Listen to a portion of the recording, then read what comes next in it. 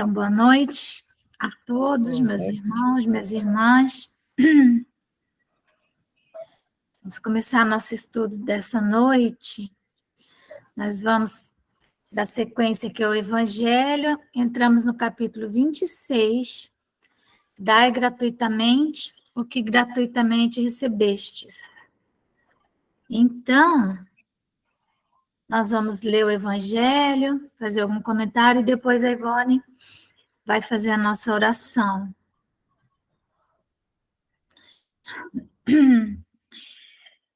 Dai gratuitamente o que gratuitamente recebestes.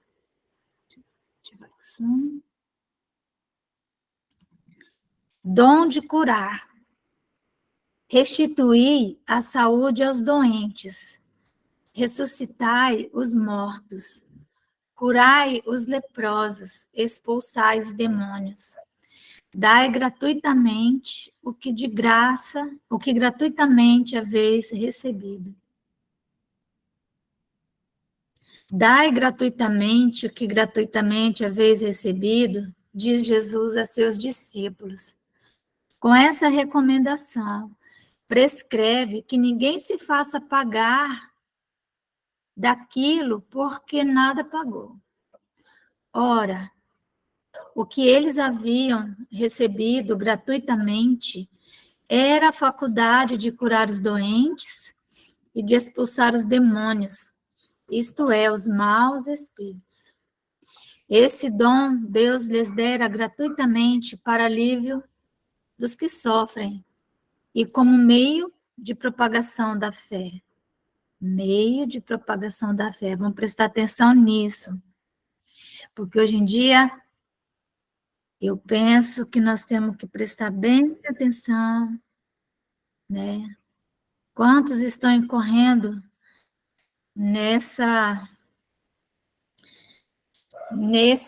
aqui? Jesus, pois, recomendava-lhes que não fizessem dele objeto de comércio, nem de especulação e nem meio de vida. Então, a mediunidade e a propagação da fé não deve ser objeto de comércio, nem de especulação, nem de meio de vida.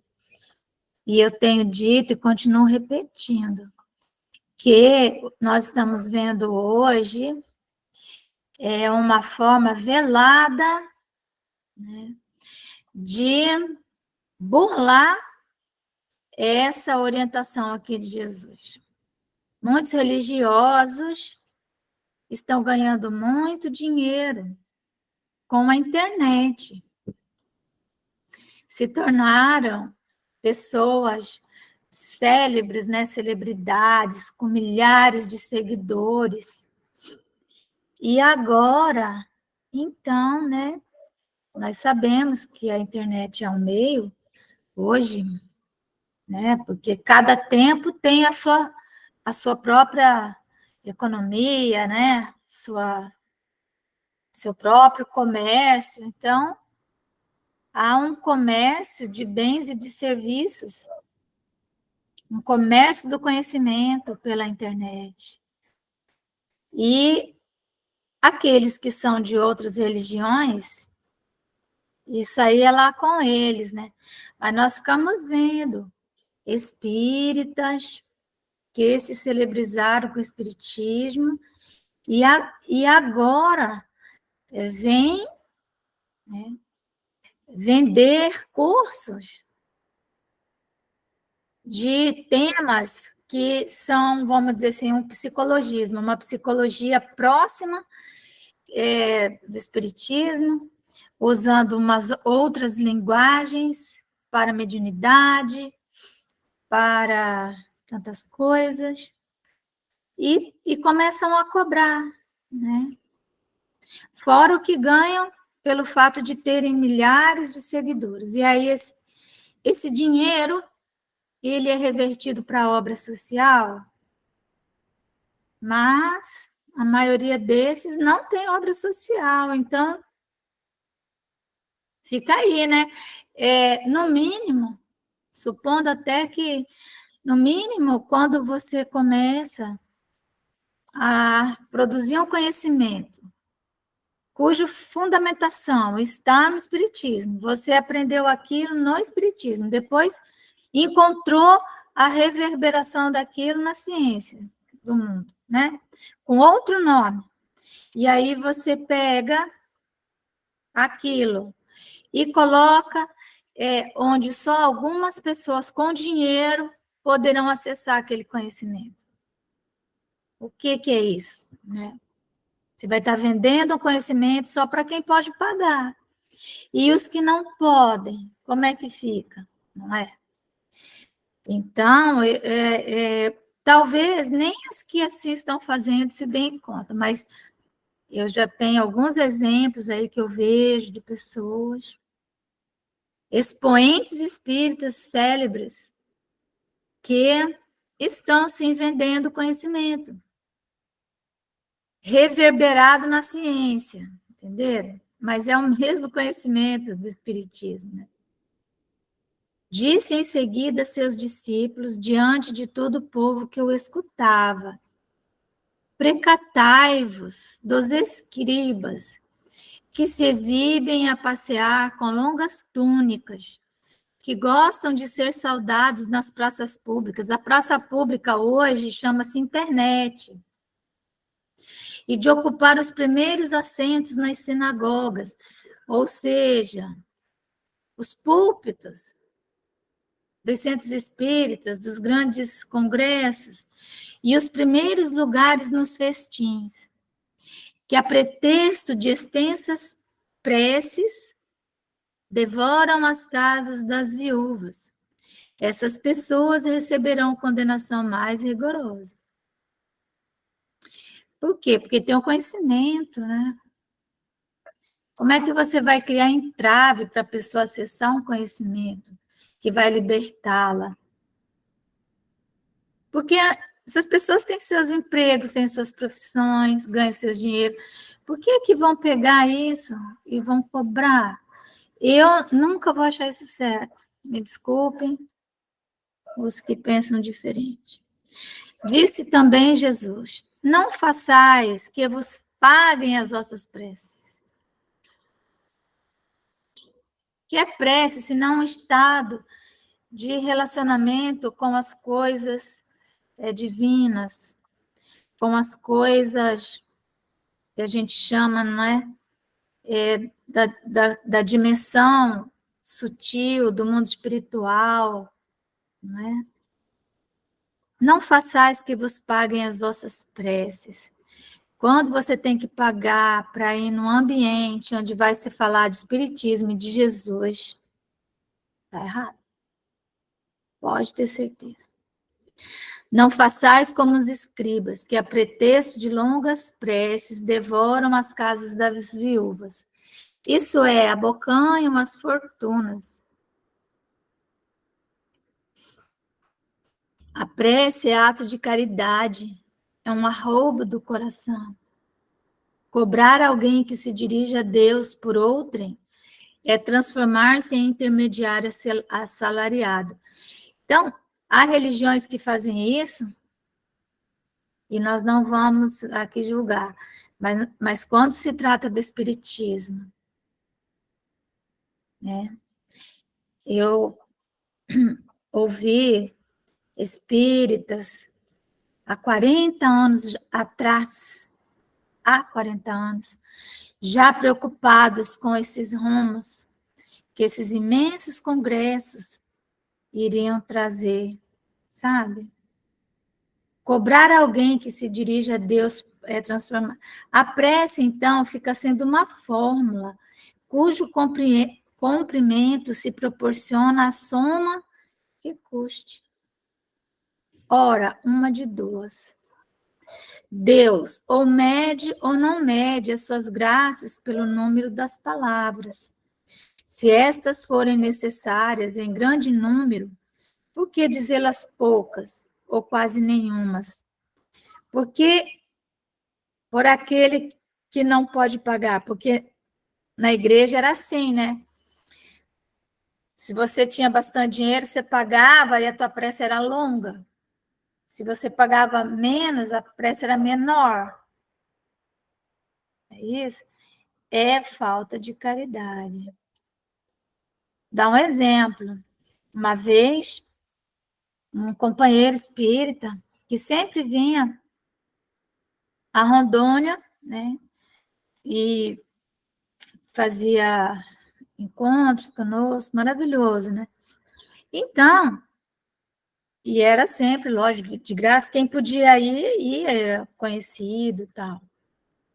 Aí, lá, depois que começou essa moda, né, de pagar, aí foi assim, ele fez um seminário durante o dia, e o seminário foi pago, e à noite ele fez uma palestra, a palestra foi de graça.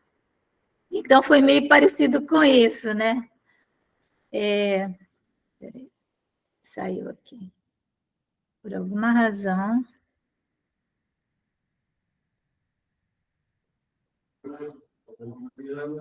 Ei, gente, aconteceu alguma coisa aqui. Que saiu.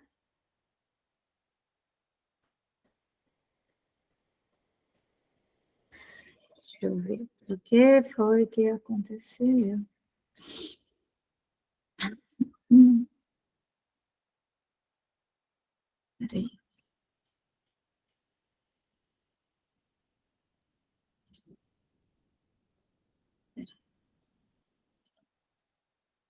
Tá lá.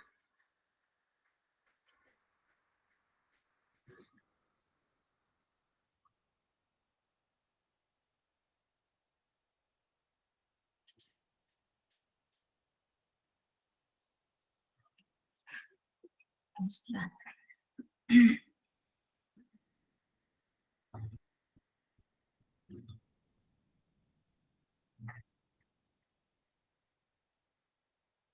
Peraí.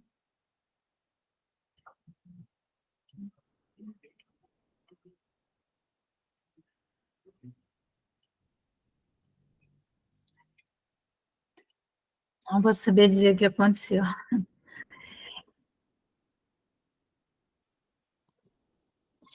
Bom, então, foi o que aconteceu. O seminário, durante o dia, teve um preço, né? E o objetivo era para repor os custos da vinda desse companheiro a Porto Velho. Mas, antigamente, ele vinha e nós pagávamos esses custos. Aí, o que acabou acontecendo? Só pôde ir no seminário quem pôde pagar. À noite foi a palestra. Então não foi meio parecido assim com isso, né? Por exemplo, o seminário foi o dia inteiro, então quem pagou teve mais acesso a um conhecimento maior, não é? E quem não pagou teve acesso à palestra, foi menos. Não sei se vocês estão entendendo a analogia que estou fazendo. E isso hoje ficou comum no movimento espírita, né? Então, são aqueles cursos de autoconhecimento que se faz, de autoajuda, disso, daquilo outro, para espíritas, mas que só tem acesso quem pode pagar, né? Quem não pode, não tem acesso. Então, se uma só basta, então eles aqui, né, que se você ficar, não, esse aqui você vai pagar porque é mais tempo, mais palavras, esse aqui você não vai pagar porque estamos sendo bonzinho com você, né? Então, ele diz assim, ó, se uma palavra, como na igreja católica, né? Então, se você faz uma prece com 100 palavras, então tem um preço, com 50 palavras, outro preço. Gente, não tem muita diferença, sabe? Não tem. A gente tem que falar o que é o certo. E depois, se a pessoa achar que serviu para ela, fazer o quê? Então, se uma palavra só basta, é inútil dizê-las em excesso. Por que então cobrá-las? Tipo, igual eu falava, se só bastava a palestra, então por que foi fazer um seminário? Se o seminário era importante, é importante para todo mundo, porque ele foi feito em nome da doutrina espírita, não é? Foi feito baseado em fundamentos. Deus não vende os benefícios que concede. Como, pois, um que não é sequer o distribuidor deles, que não pode garantir a sua obtenção, cobraria um pedido que talvez nenhum resultado produza, aqui quando a pessoa paga para o outro fazer prece, mas eu estou fazendo uma analogia com o que acontece hoje, porque não adianta nada nós ficarmos lendo aqui o texto para aplicar até uma outra religião que nem é a nossa. Nós temos que ver onde que isso se enquadra na nossa doutrina e se nós estamos fazendo alguma coisa que, né? Não é possível que Deus subordine um ato de clemência, de bondade ou de justiça, que da sua misericórdia se solicite, a uma soma de dinheiro.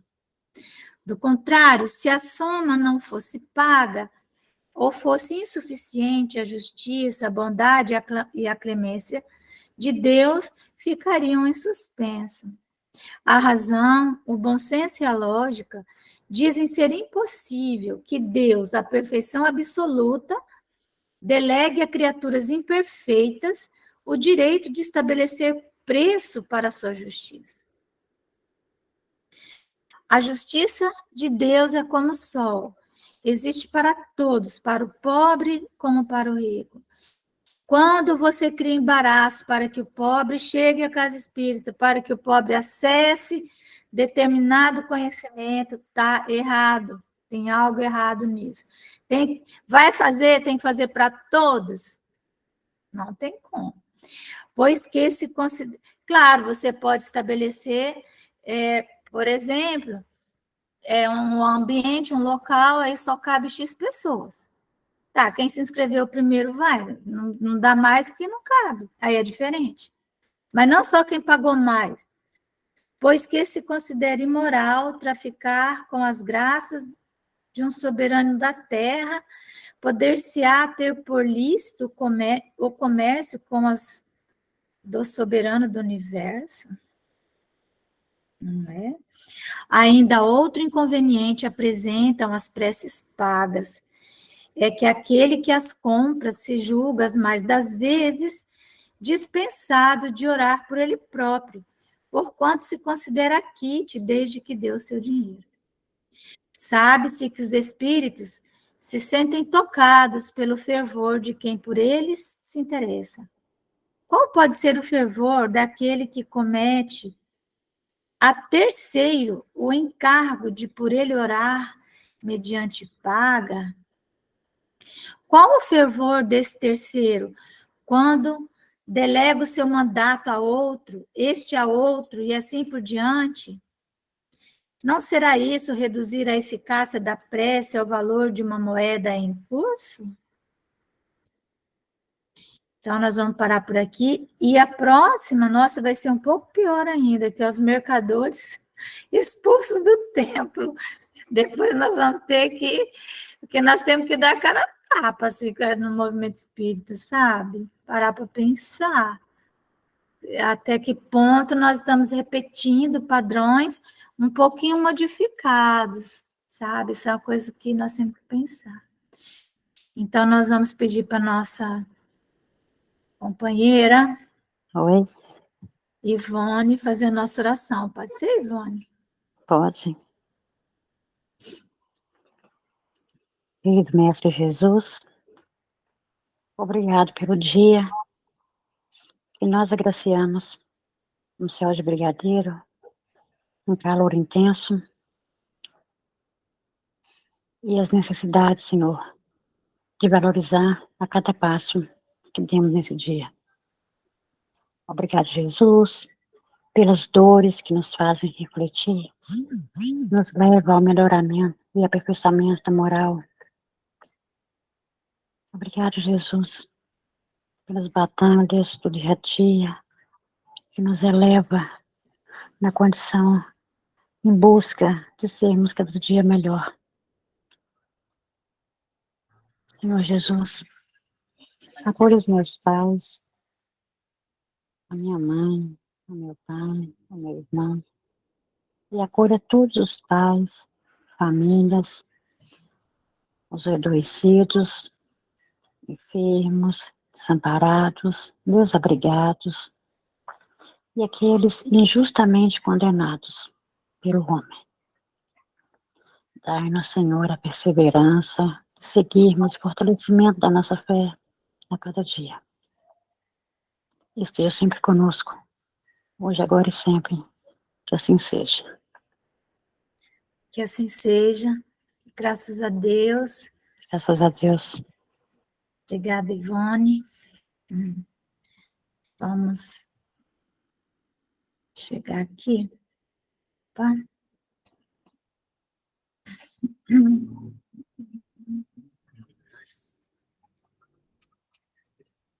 Os médiuns.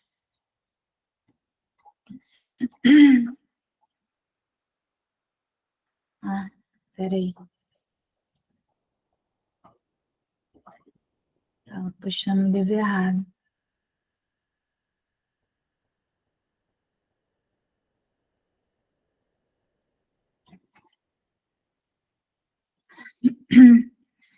Então, nós vamos aqui continuar o livro dos médiuns.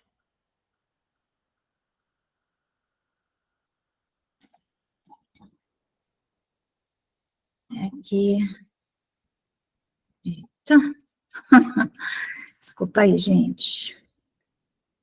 Desculpa aí que saiu da ordem. Deixa eu botar aqui para abrir a janela, que a janela ela saiu. Ela fechou. Pronto. Então, o livro dos médiuns. Nós estamos estudando, né, a segunda parte do livro dos médiuns, capítulo 29. Estamos falando das reuniões das sociedades espíritas ainda. Isso aqui já é o final do livro dos médiuns, vai até o item 350. Sempre falando sobre movimento espírita, Allan Kardec, né? Para ver a grande preocupação, né, de Kardec com a ação dos espíritas do futuro, não é? Porque ele recém tinha codificado a doutrina, e ele, então, começa, então, a orientar os centros espíritas que viriam, né? Os centros espíritas que teriam por tarefa a difusão do espiritismo, as pessoas que teriam por tarefa essa difusão, não é? Então, ele demonstra o tempo todo grande preocupação, porque ele sabia que ele havia codificado o espiritismo, ele deu uma unidade, porque ele tinha controle sobre os escritos e ele estava amparado pela espiritualidade superior, que corrigia, que ajudava. Então, a doutrina, ela saiu intacta, ela saiu ali, tanto que a doutrina espírita ela é irretocável. Ele nos dá a possibilidade de, quando houvesse alguma modificação na ciência, e se a ciência ficasse demonstrando que o espiritismo estava em erro, que então o espírita devia abandonar aquele conteúdo da codificação e ficar com a ciência. Só que até hoje isso não aconteceu. Até hoje, tudo que o espiritismo disse e predisse, a ciência veio e confirmou. Mas isso é uma coisa, isso é a doutrina espírita. Outra coisa é o movimento espírita, que é a ação dos espíritas para divulgar essa doutrina. Essa é a nossa missão, a nossa tarefa. Nós temos essa tarefa. O trabalhador espírita, ele tem essa tarefa divulgar. Então, tudo que se cria de embaraço na divulgação do espiritismo é muito sério, é muito grave, né? Por isso que nós estávamos falando no Evangelho, que tem havido, sim, entraves para as pessoas pobres aprenderem a doutrina espírita, em vez das grandes celebridades estarem procurando meios de criar linguagens que atinjam a população mais simples, não, começam a falar para uma elite e numa linguagem que só ela consegue entender, né? Até porque começa a usar termos científicos de uma maneira que não fica disponível, e isso é grave mesmo. Estamos vivendo isso. Pelo menos pela minha visão, né? De tudo que eu já vivi no espiritismo e no movimento espírita, é assim que eu penso. 341. Então, ele está falando aqui, né, do perigo que é os membros do grupo da casa espírita serem obsidiados. Né? E que isso é muito fácil, porque é uma pessoa, né? Então, se é um grupo muito grande, é difícil de prestar atenção naquele que está em desequilíbrio. Então, tem que haver sempre esse cuidado, prestando atenção, cuidando dos trabalhadores, né, que estão ali na casa, não é? Então, vamos lá, questão 341. Olha, deixa eu só ler esse último parágrafo do nosso último estudo. Se um dos membros do grupo for preso da obsessão, todos os esforços devem tender, desde os primeiros indícios, a lhe abrir os olhos, a fim de que o mal não se agrave, de modo a lhe elevar a convicção de que se enganou e de lhe despertar o desejo de secundar os que procuram libertá-lo.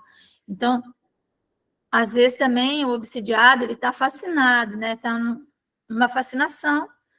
Aí ele, na verdade, se afasta de todos aqueles que podem levá-lo a enxergar, né? A enxergar o mal que está ali, né? Avançando dia a dia.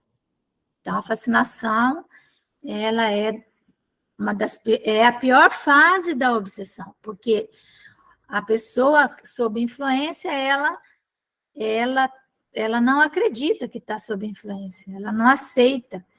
E aí é pior, porque aí, então, fica mais difícil a cura, né? Então, aí ele falando, a influência do meio é consequência da natureza dos espíritos e do modo por que atuam sobre os seres vivos.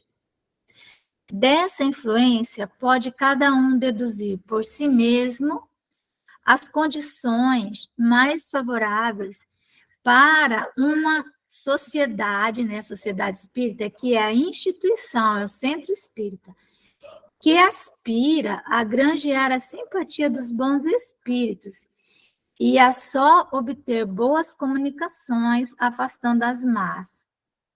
Então, não é só porque está lá centro espírita, X, tem uma placa lá, isso aqui é o centro espírita, tal, que esse centro espírita conta com a proteção dos espíritos superiores. Isso por si só não é suficiente. Mesmo. Estas condições se contêm todas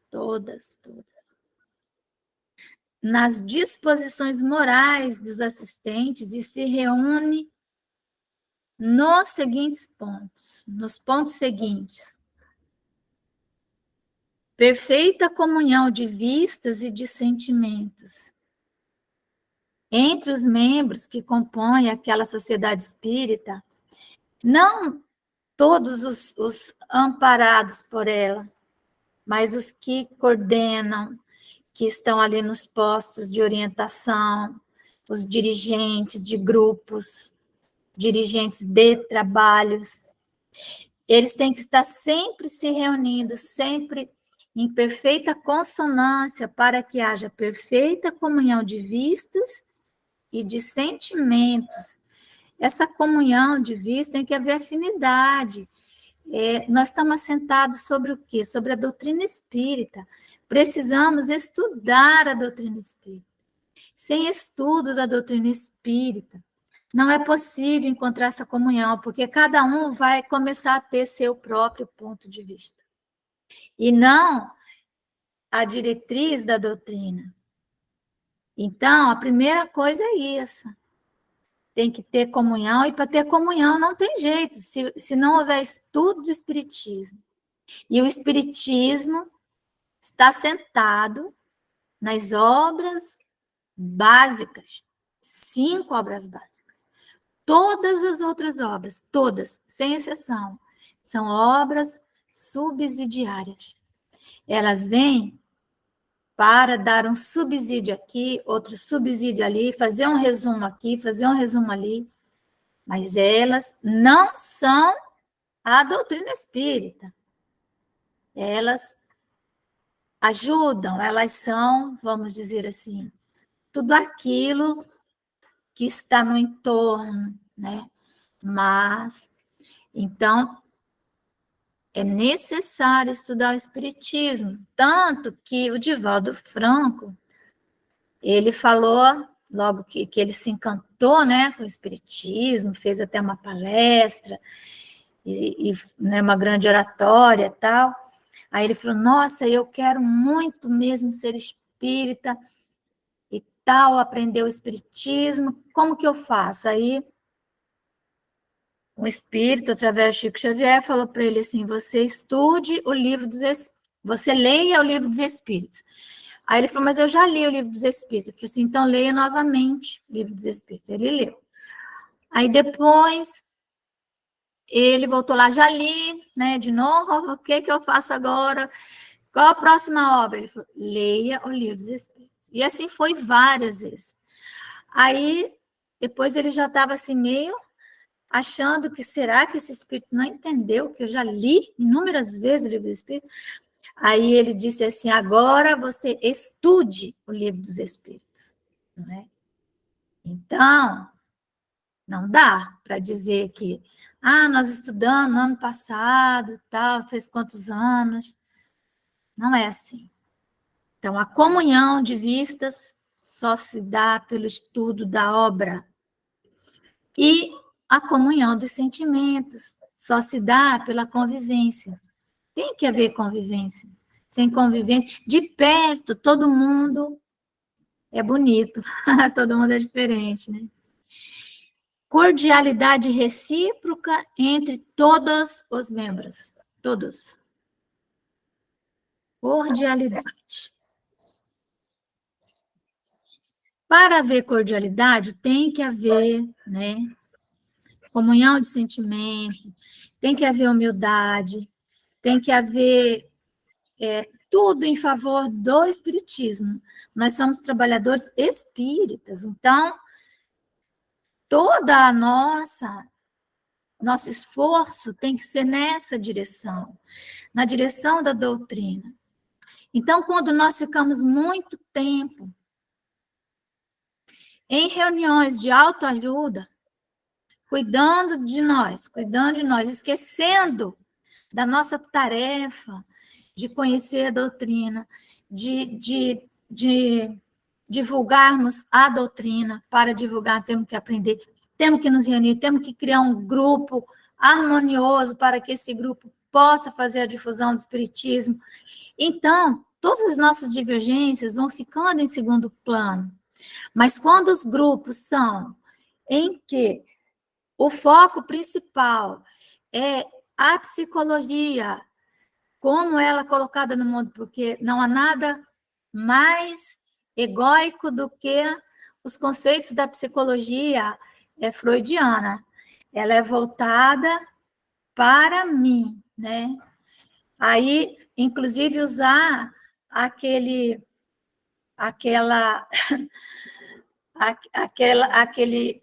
mandamento, né? que está na lei antiga, no Levítico. Amar a Deus sobre todas as coisas e ao próximo como a si mesmo. Esse é o mandamento do Antigo Testamento. Com Jesus, amar ao próximo como eu vos tenho amado. Amai-vos uns aos outros como eu vos amo. Então, transcendendo o amar ao próximo como a mim mesmo. Então, como eu tenho visto muito, né, primeiro sou eu tenho que cuidar da minha autoiluminação, porque se eu não cuidar de mim, não sei o quê, você tem que aprender o espiritismo, viver a doutrina pela prática da caridade, e aí, naturalmente, você vai se autoiluminar, não tem como, né? E quando nós renunciamos a nós mesmos pela doutrina, não por nós, não sei se vocês estão entendendo o que estou falando, é nos tornarmos sempre aquele consumidor da religião, que vai no centro para tomar passe, que vai no centro sempre para ficar melhor do que estava, e esquece que ele tem que ir no centro espírita para trabalhar. Tem que ir lá trabalhar. Tá morrendo, tá caindo, tá... Deixa para morrer quando chegar em casa, você tem que trabalhar. Então, a ausência de todo sentimento contrário à verdadeira caridade cristã. Um único desejo, o de se instruírem e melhorarem por meio dos ensinos dos Espíritos. Quais são os ensinos dos Espíritos? Não... Aconteceu de novo. Deixa eu falar uma coisa para vocês. É que esse programinha,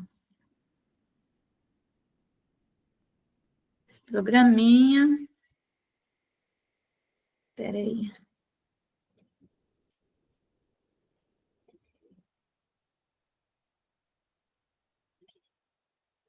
Pera. Ele mudou, sabe? Agora, se a gente mexe numa coisinha, ele tira tudo da tela.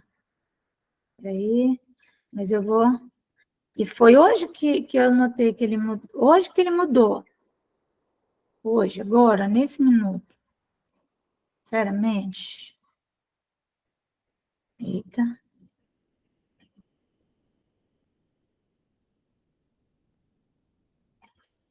Bom. Bem, vou ter que fazer tudo de novo, gente. Desculpa. Dos médicos, compartilhar de novo. Agora eu vou tomar máximo cuidado. Peraí.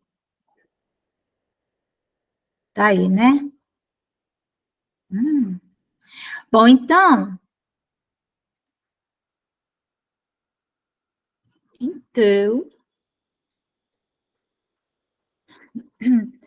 um único desejo, o de se instruir e melhorarem por meio dos ensinos dos Espíritos. Os ensinos dos Espíritos, que é o núcleo duro do Espiritismo, são as obras básicas, as 5 obras básicas. O Livro dos Espíritos, que é o arcabouço fundamental, e as outras 4 obras que vão desdobrar o Livro dos Espíritos. E do aproveitamento de seus conselhos. No próprio Livro dos Espíritos, há muitos conselhos que eles dão, mas no Evangelho, quantos conselhos para nós? No Livro dos Médiuns, né? Isso aqui são conselhos. Quem esteja persuadido de que os espíritos superiores se manifestam com o fito de nos fazerem progredir e não para nos divertirem, compreenderá que eles necessariamente se afastam dos que se limitam a lhes admirar o estilo, sem nenhum proveito tirar daí, e que só se interessam pelas sessões de acordo com o maior ou menor atrativo que lhes oferecem, segundo os gostos particulares de cada um deles. Então, hoje nós temos visto muito isso. a pessoa gosta da filosofia espírita, o outro gosta da ciência espírita. Então, eles começam a se dividir. Então, outro dentro da ciência espírita, psicologia espírita, e baixa para um psicologismo, aquele que nós estávamos falando, né? E fica dentro da psicologia, porque a psicologia, ela tem esse objetivo, estudar a alma, né? Mas a nossa alma é a ciência da alma, psicologia certo? Mas é uma ciência muito nova, ela é muito recente, a psicologia, né? Ela é muito recente, e ela nasceu, podemos até dizer, né, psicanálise, com Sigmund Freud, e o Freud era materialista, né? Então, nós temos que entender que a psicologia, ela tem uma base materialista muito forte, que é assim, você tem que encontrar no conhecimento aquilo que vai fazer você feliz e pronto. E então, isso é meio perigoso, sabe? E então, nós temos visto, né? Eu recentemente vi, né, um companheiro falando com muita exaltação sobre que que quando você está no lugar certo, você é reconhecido, você é exaltado, você é amado, não é? E falando isso,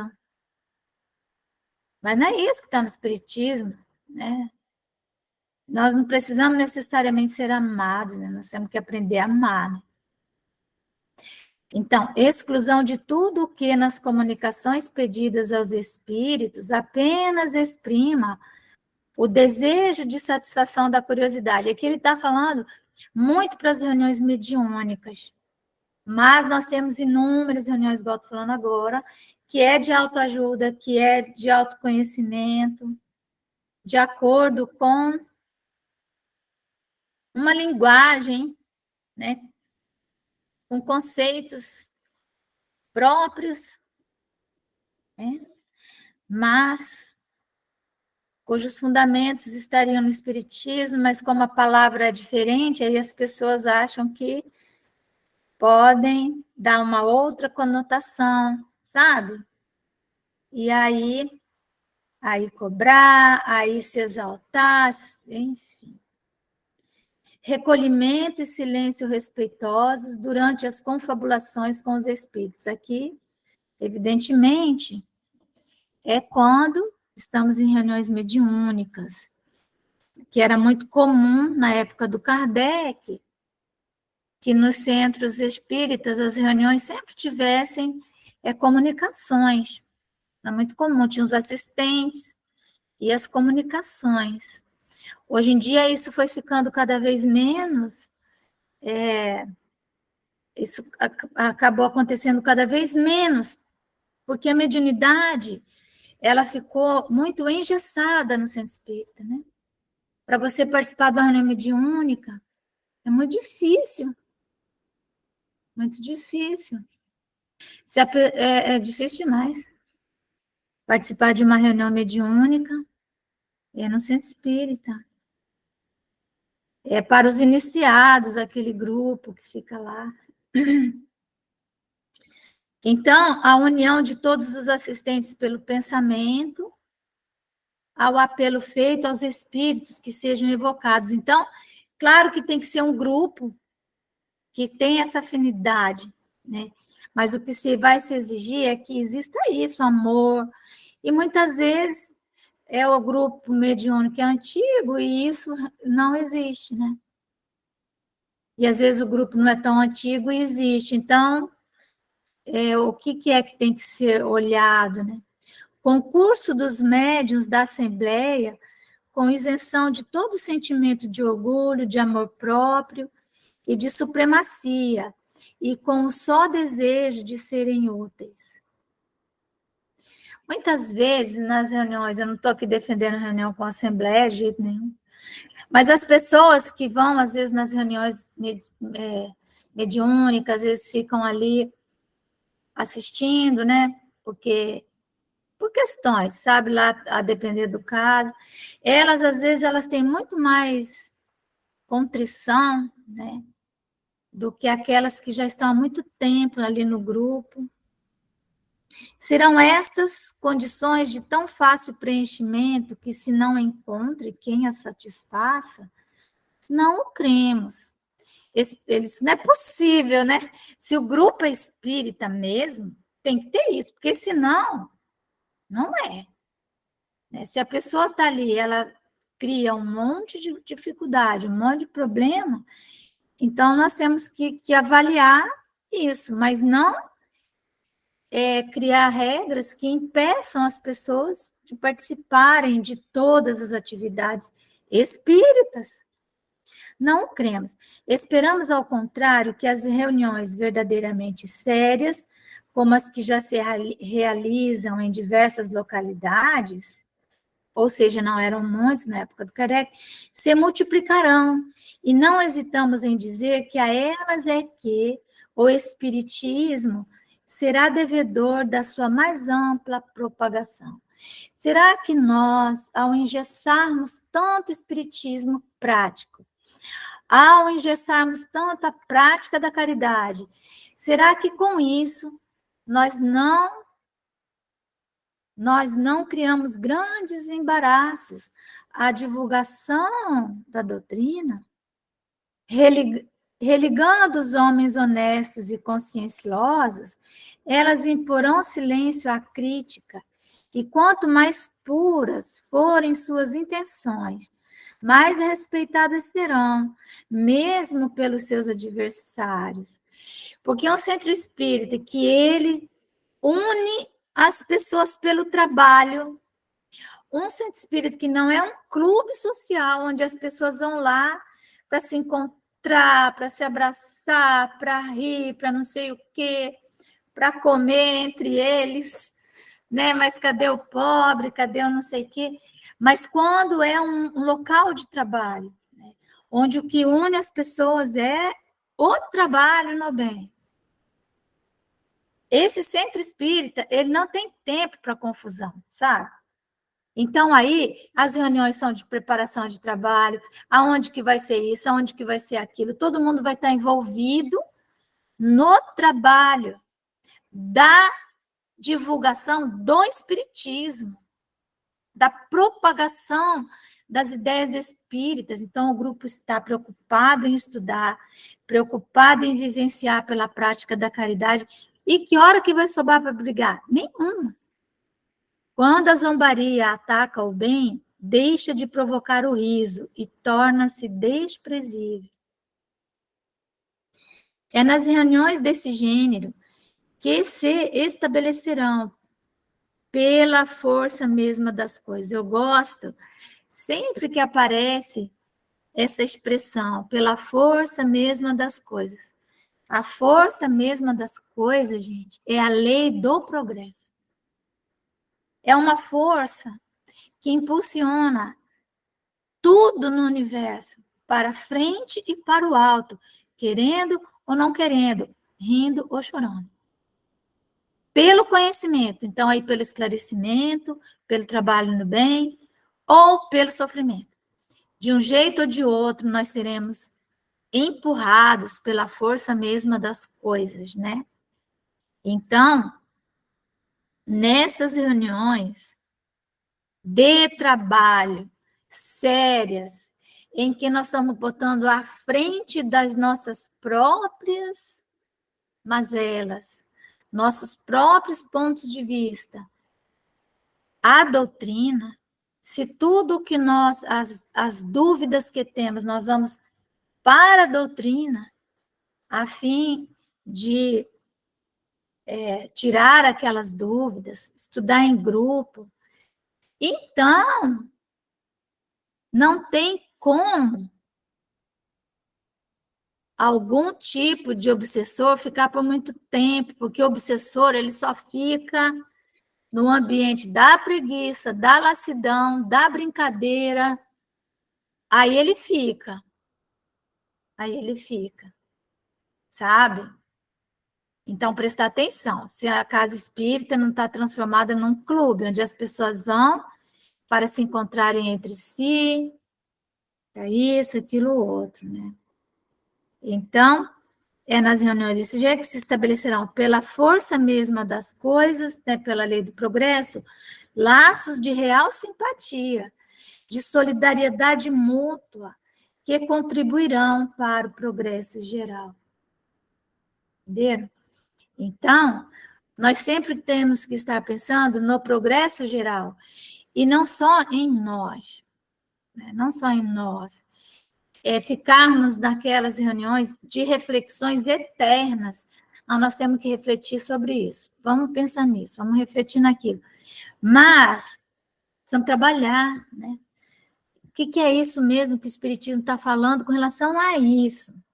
Às vezes é uma coisa tão óbvia que não tem que ficar refletindo. Aquele excesso de reflexões filosóficas, isso é filosofia, né? Filosofia. Então, o Espiritismo, ele é ciência, filosofia e religião. Então, nós não podemos ficar tempo demais na filosofia, nós não podemos ficar tempo demais na ciência, porque senão nós não vamos para a religião. E a religião espírita, ela é prática, ela é uma praxis. A ciência e a filosofia têm que nos dar suporte moral e intelectual para trabalhar. Para o trabalho, é no bem. Né? E no trabalho, na troca ali, ao atendermos os filhos do Calvário, ao trabalharmos pela difusão do Espiritismo, e não para fazermos aqueles congressos imensos, onde vamos sempre estar falando, sinceramente, de conceitos psicológicos. Prestem atenção. Quando um conceito espírita, ele dá um nome, mas quando você vai ver, o conteúdo é psicologia pura. Então, aí fica complicado, né? Fica complicado. Porque a psicologia, né? A gente vai no psicólogo. Até porque nós nem somos esses psicólogos assim, né? Temos que estudar o espiritismo, trabalhar e ir aos trancos e barrancos, sabe?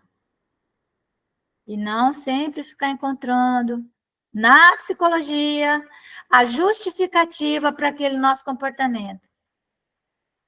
Né? Não, eu preciso mudar, mas eu tenho, assim, isso aqui é algo que eu já trago, e aí eu vou demorar mais não sei quantas vidas, né? Eu tenho a eternidade para mudar isso aqui, ou na próxima encarnação. Quando fala isso, é tudo o que as trevas querem. O que as trevas querem é que nós procrastinemos, sabe? O trabalho. Não, esse trabalho aqui não é para mim, tal, não dou conta, e assim vai. Então, meus irmãos, não sei se eu falei demais, se deu para entender.